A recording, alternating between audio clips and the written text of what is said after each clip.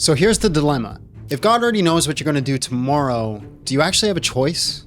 Now, this conversation starts off casual, but it quickly turns into a full-on philosophical firefight over free will. And the deeper we go, the weirder it gets. Because if God's knowledge can't be wrong, does that mean your choices are fixed before you make them? Or is it just another case of confusing knowledge with causation? We debated, we disagreed, I even got called handsome somewhere in the middle. But the real question is this: can you actually be free if the future is already known? Let's get into it. Hello, how are you? And just real quick, how old are you? I'm 21. Do you remember us talking, I think it was last Friday? I do not. Oh, okay. All right. Well, I just want to start off. How are you doing? How's your day going? I'm good, bro. Don't take it personal. I talk to a lot of people. I also don't see your face, right? No, that's fair. So one of my chief concerns, is, are you willing to talk about the meta question of like what it means to be convinced? Yeah. Okay. How do I know that you'd be able to push back against your audience if you were ever convinced that Christianity is not true, as you say? How do you know that I'd push back on my audience if I was convinced? You don't. Okay, so that is my concern, right? You brand yourself to be a former atheist turned Christian, right? You brand yourself to want to spread the word of God. You want to spread the gospel. You want to be a Christian entertainer. And my thing is, okay, well, if you have... Exactly, yeah. And I'm saying if you're providing entertainment for all these people, and I don't know how much money you make, that could be an incentive, but I'm saying if you're building all these incentive structures for yourself... I'm sorry? Of course money is an incentive.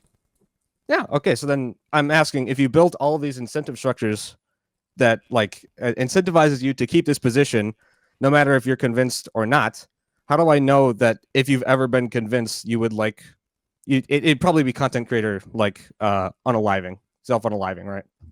I know. I think I can continue. I think I could listen, you don't know. Well, that's that's the end of the day, but I could just change my stance. Like I could just... people do it all the time. Young Don has changed his stance like 17,000 times. And he still makes content. He still has a good channel and people still watch him. Young Don went from a specific brand for yourself. Yeah, and Young Don did the same thing. He built a specific brand under like the Christian look, so he did like an atheistic look. Then he went Christian. Then he went Hebrew Israelite, I think, for a little bit. And then he went Torah only. Then he went back to Christian. Now he's back to atheist again, and people still watch his content. I mean, like, listen, I have this certain brand. I switched to atheism. I build a new audience. I'm just still entertaining and handsome. That's true. That's true. You are really handsome. I appreciate the beard. Thank you.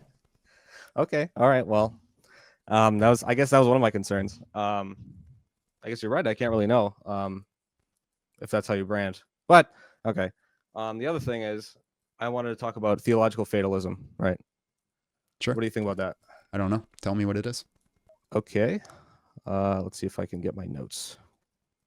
Theological fatalism is the view that if God infallibly knows what you will do, then you must do it. Therefore, your actions are not free in any meaningful sense. Yeah, I know this. There's a certain problem with their knowledge is not causation.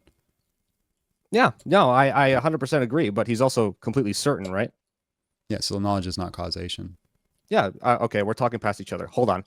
Knowledge is not causation, right? But he's also completely certain. So I'm saying if God knows what you're going to do, your fate is sealed, and you must do that at some point. I'm not saying God is causing you to do it. I'm saying you will do it, whether or not you want to. Yeah, that's saying knowledge is causation. You're saying because God knows, I will. No, that's not what I'm saying. Okay, then what are you saying? What I'm saying is, if God is certain, right, he knows, he's omniscient, right? He knows everything. Hold on, I'm trying not to be like I'm not trying to have like my mind destroyed. Okay. You're basically still very new at this. You're bringing up the $1 million, the paradox, and the $1 million and the two suitcases paradox, and the trolley experiment paradox. These two paradoxes that you kind of like make you wonder of certain things, right? But at the end of the day, it still doesn't change that knowledge isn't causation. You don't cause things to happen by knowing. Yeah, I agree that knowledge isn't causation, but that's not what I'm saying. Okay, then I'm very curious of what you're saying then. Okay, if God has the knowledge that you will wake up tomorrow, how is that? Do you have the ability to do otherwise? Yes, I have the ability to do otherwise. So God isn't certain then? No, he is certain. So then you will wake up tomorrow? Yes, I will wake up tomorrow. Guys, help me out. What do I say? Right. So because If I God will knows- hold on, because I will do something does not mean I do not have the ability to do another thing. I'm saying God knows that you will wake up tomorrow. Mm-hmm. So it's He's still omniscient. logically, He's certain. He knows you're going to wake up tomorrow. right. So it's still logically possible that I could not. So I have the potential. No. The potential. So I have the passive potential that I will not wake up. What is passive potential? What does that have to do with what I'm talking about? Passive potential, the extrinsic potential that isn't to my intrinsic nature. So I have the passive potential that I will not wake up. It exists within, or externally. Sorry. Okay, I'm not sure what passive potential has to do with what I'm saying. If God knows everything, your fate is already determined by what God knows, right? He's completely No. certain.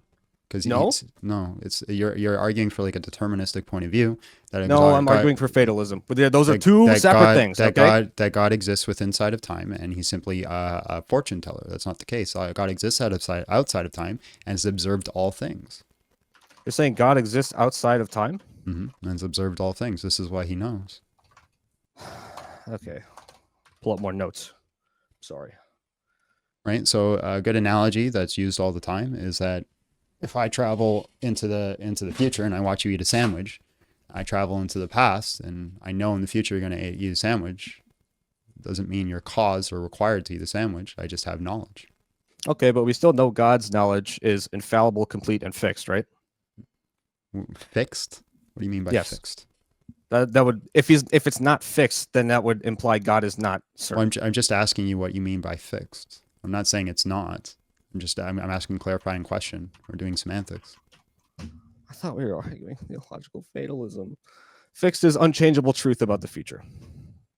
Unchangeable. No, I wouldn't say it's unchangeable truth of the future. So, for example, there's a good there is in the scripture. Who was it? David was going to be attacked by Saul, and he was at the temple.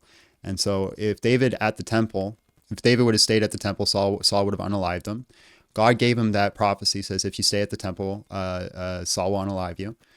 So what did David do? He left the temple, and Saul didn't unalive him. So there's this thing called middle knowledge as well.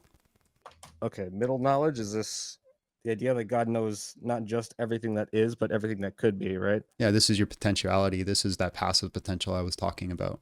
God is aware of the passive potentiality.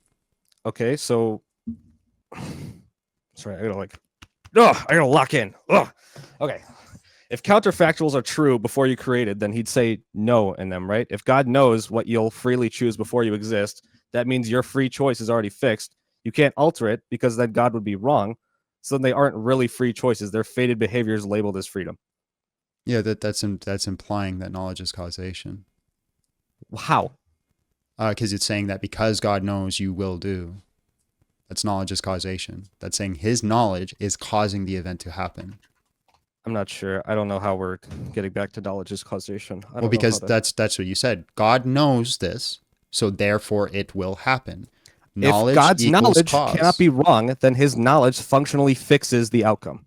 That's saying knowledge is causation. It's just different words. No, it's okay. Then we're Yes, not it getting is. past this. But how is it not? Then, You're saying knowledge equals cause. You're saying, okay. That's not what I'm saying. Okay, then what's causing it? Knowledge reveals it. Cool, I agree. Knowledge reveals it. So then you agree that God's knowledge functionally fixes the outcome. No, because that's saying it's caused. That's not. What does the word fixing mean? Whoa! Oh, we back here. Well, that's what I'm saying. Based off your definition, he's saying it's caused it. That's not what. Okay, all right. No, this is bad faith. I think you're arguing in bad faith. Well, you think whatever you want. You're right. I can. All right. I don't know what to say. Okay. I don't know what to say. All right. This was a great conversation. I think I was much more prepared this time than I was last time. Okay. You, BB. I don't know. What? Love you, BB. I love you too, BB. God God bless. Have a good day, Mr. Steele. Well, you made it to the end of another video. Congrats. Who watches entire YouTube videos? Is it just you? I'm not sure.